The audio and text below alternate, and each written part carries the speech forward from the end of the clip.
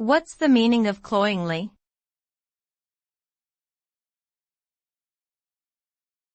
Cloyingly.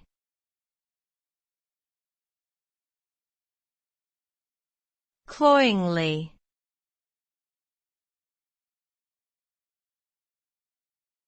Cloyingly.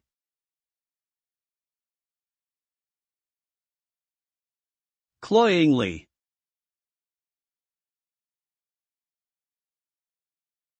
Cloyingly means excessively or sickeningly sweet or rich to the point of being unpleasant.